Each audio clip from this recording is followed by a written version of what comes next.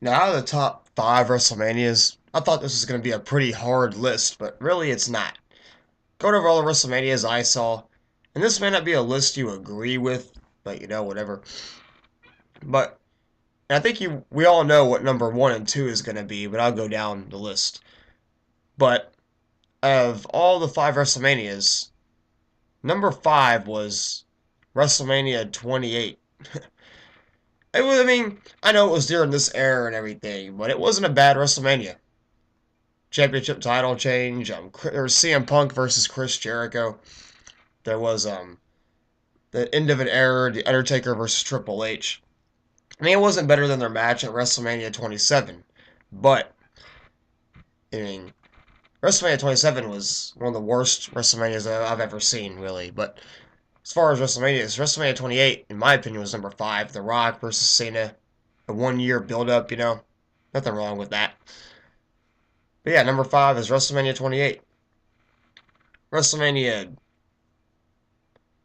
24 was number four. Well, also another good WrestleMania.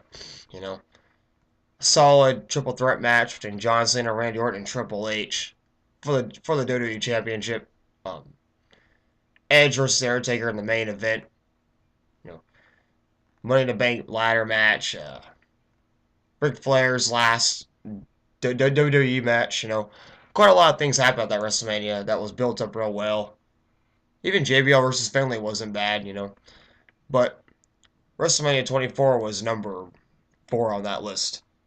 Number three was WrestleMania 10. There were Madison Square Garden, Owen Hart versus Bret Hart. Yokozuna was the WWE champion, facing Lex Luger, and the winner of that match went on to face Bret Hart. That was, kind of like at WrestleMania 30 when Daniel Bryan faced Triple H in the first match, and then went on to face Batista and Randy Orton in the main event. So this actually happened before at WrestleMania 10. Bret Hart won the WWE Championship that night, and then there was also that ladder match, the first ladder match between Shawn Michaels and Razor Ramon, and Razor Ramon won the Intercontinental Championship. He was the undisputed Intercontinental Champion. That was another good match. But yeah, WrestleMania 10, in my opinion, has number three. Now, 1 and 2 is hard. Some people like 17, some people like 19 better. But WrestleMania 19 was number two. I mean, it was a pretty solid WrestleMania as well. Hulk Hogan versus Vince McMahon. Shawn Michaels versus Chris Jericho. Some of the matches were a little off. I mean, and forgettable. Brock Lesnar versus Kurt Angle was pretty forgettable. I mean, but then there was, like I said, Hulk Hogan versus Vince McMahon, The Rock versus Stone Cold, Chris Jericho versus Shawn Michaels, Booker T versus Triple H for the World Heavyweight Championship, um, Vince McMahon versus Hulk Hogan. If Hulk Hogan loses, he's done with the WWE. Although Hulk Hogan left after that WrestleMania, anyways, had that Mr. America gimmick.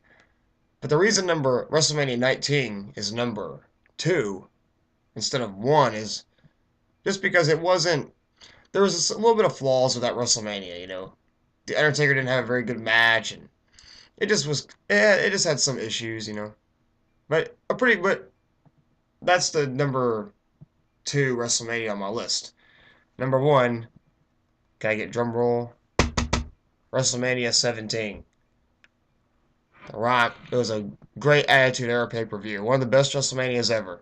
Actually, in my opinion, it was the best WrestleMania ever. TLC 2. Vince McMahon versus Shane McMahon. The Rock versus Stone Cold. Triple H versus The Undertaker. William Regal versus Chris Jericho. Ivory versus China. All sorts of good matches. Right to Censor versus APA and Taz. Kurt Angle versus Chris Benoit. All sorts of really good matches. If I left some out, there was a hardcore triple threat hardcore match. Raven, The Big Show, and Kane. Kane won the hardcore title that night. Just a bunch of matches to name. The ending was a little bit off. I mean, with Vince McMahon turning on The Rock, costing The Rock the match. You know, but WrestleMania 17 was, in my opinion, the greatest WrestleMania of all time, and that was my list. Thank you for watching. Have a nice day, and bye.